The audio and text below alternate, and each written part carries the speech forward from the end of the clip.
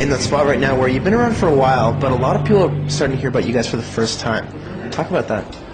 Let's see. Well, it's interesting for us. It's weird. There's a lot of new fans and a lot of different kind of people coming out now that are hearing on the radio or hearing on TV, and it takes some getting used to.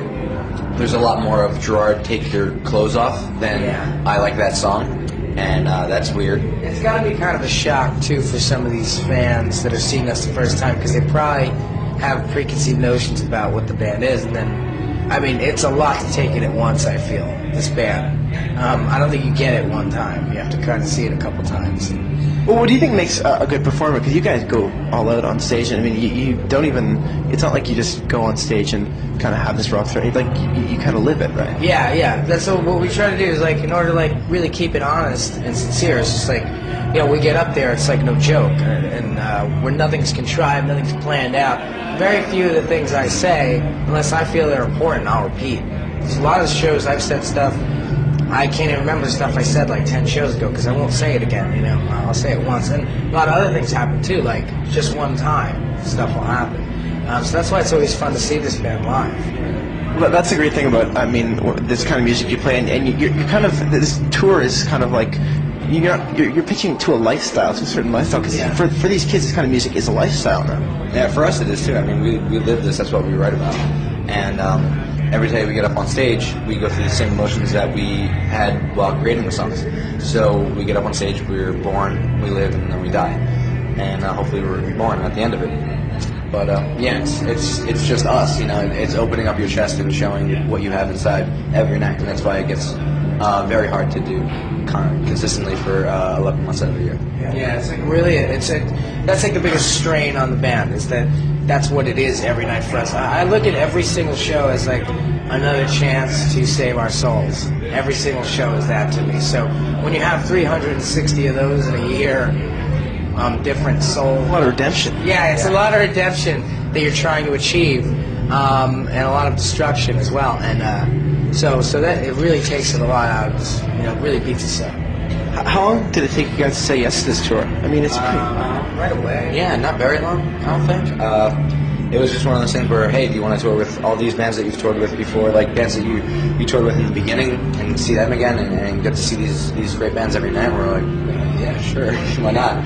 I think the only problem was knowing what we had planned or what we were doing, But we knew it was going to be a Lyman tour. We knew it was going to run really smoothly, and the fact that we were asked to do the first winter work group was just it was flattering. Yeah, like Kevin's such a big supporter of this band that he put us on Marie's stage last year when we didn't really have the record sales to kind of necessitate being on the second stage. And not only did he go that far, but then he would bump us up to the main stage about 6 times because he really believed in the band. And I think every time he bumped us up, he was right, too. Like, we always pulled it off. So anytime Kevin asks for something, pretty much he's going to get it from us. Yeah. I guess everything you guys have been doing since you started out, right? But you guys are doing things on a bigger level now. Talk about that. That must be kind of a mind. Yeah, it is. It's definitely a mind F. Yeah, mind F. This tour, it's very large scale. Every venue that we've played has been a scaled down arena or airport hangar or tennis stadium, and they're not shows anymore, they're concerts, and that's hard to get used to.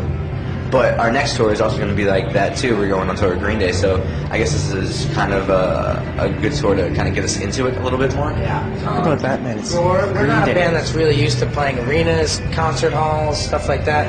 We're very much used to the clubs, even the bigger clubs. It's still a club, like even Roseland is a club in a way. And, so we're just extremely excited to be out with that band, just feel like, I guess we have a lot to prove, but maybe not. Like maybe, it was so much respect for that band, and it was such an honor and such a validating thing to have them ask us to come out on tour with them.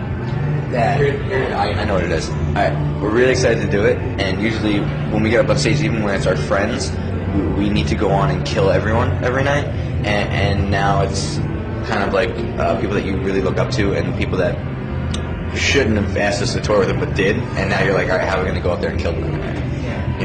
But I'm sure we'll figure it I'm out. sure they'll probably encourage us to try and kill them, knowing them because they've been super sweet. But I can't imagine how.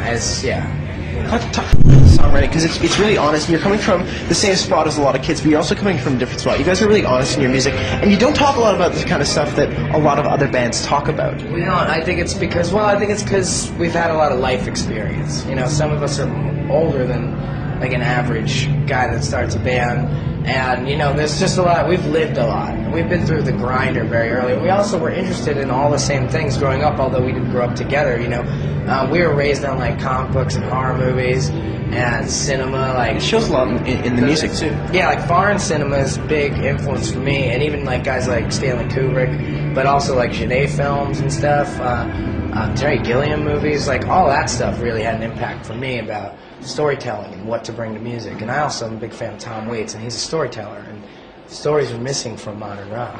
Do you think you guys are honest without the music piece? Because the great thing about music is you can be honest without consequences, right? But then, do you think you are honest without the music?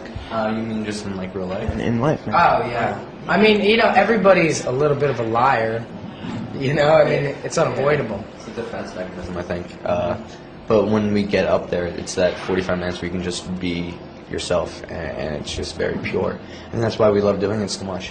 All the just the crap that you go through all day, you know, just comes out in that 45 minutes, and you get the chance to just go off. And nobody's gonna laugh at you. Nobody's gonna, you know, tell you you're wrong or tell you you're not good enough, because that's our 45 minutes. You know? What was life like before this band? I'm not talking about job. I'm talking about what was your life like before this band? Mine was miserable. I was living in a basement and trying to make it as a comic artist. I hated it. I hated art. I wanted to make a difference, and then I gave up everything I had, which is already kind of nothing. But any kind of normalcy I gave up to do this. And then I kind of tried to find people who were crazy enough to kind of follow me on that. What you meant? Same thing. I mean, going to school, wasting time there. I was very, very down on myself because I felt that I had a lot of opportunities handed to me, or opportunities that I had earned that I didn't really want to take advantage of, but I was you know, financial aid and scholarships and things, and I kept thinking like, I'm doing this, I'm going to school, and I don't want to be here, but some person that does want to be here can't because I'm taking that up. And I was in bands, and nothing was just going right. And I remember every day just wishing something would change or something would end. And one day it did, and we met each other, and ever since we've been on the road, you know. How important was finding this band's identity? Because when you're coming with 5 guys, everybody's coming from different spots, right? So how important is it to find your identity as a band, but not only within the band? It's the biggest thing. It is the longest quest you will ever undertake as a band, and it either happens sooner or it happens later. It's just really starting to happen for us now.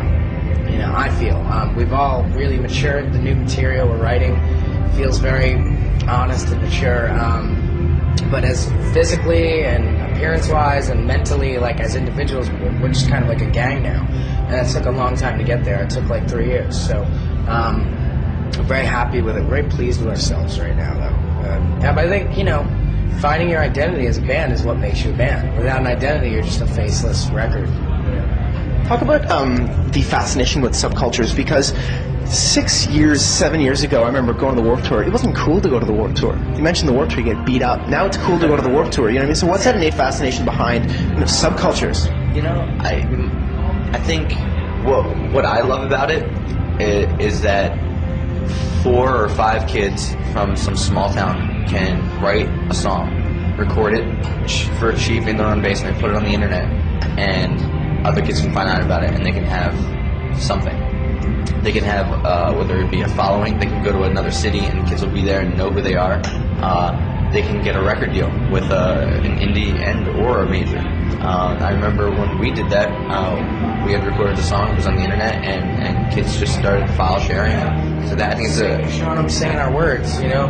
I think what the beauty of like the whole subculture thing too is same kind of kids he's talking about in the middle of nowhere, middle America.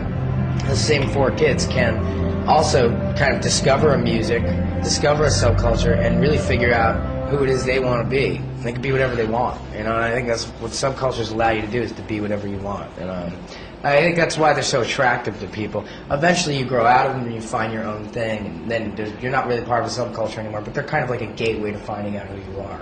You know, if you're into goth, whatever, and you like wearing eyeliner, plushies. You guys know about plushies? Oh yeah. Okay. See? Wow. On the internet, yeah. I think I saw an episode of CSI or something. Oh wow. Get that feeling like you wanted to do this now. Like, I need to do this now. Pretty much right after 9/11.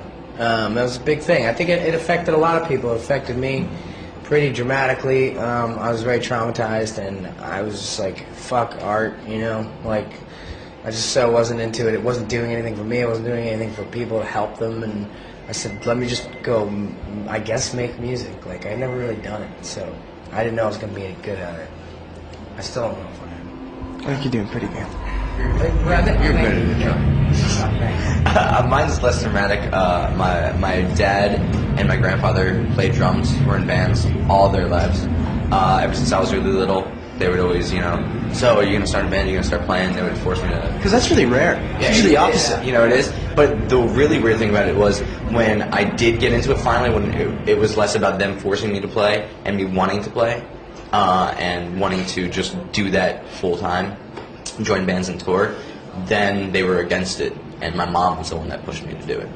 So I think they were against it, though, because they knew how hard it was and they knew that there was no guarantee.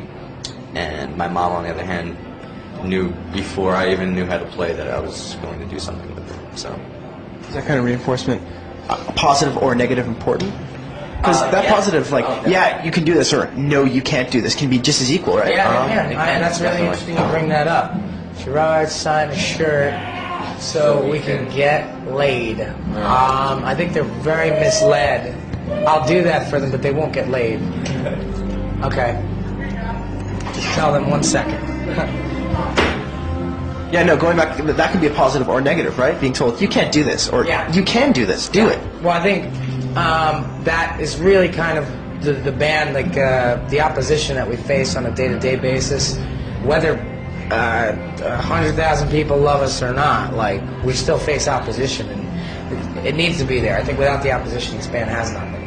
And that whole being told you can't do this is kind of where we came from. You know, there's a lot of people that, we were definitely like the underdog, we were definitely the dark horse, and we were definitely the band that people were just like, oh, you know, F these guys, they're not going to do anything. And kind of prove a lot of people wrong, but we need to keep proving people wrong in order for this band to exist. Right on, man. Thanks. Thank you very much. Thanks, man.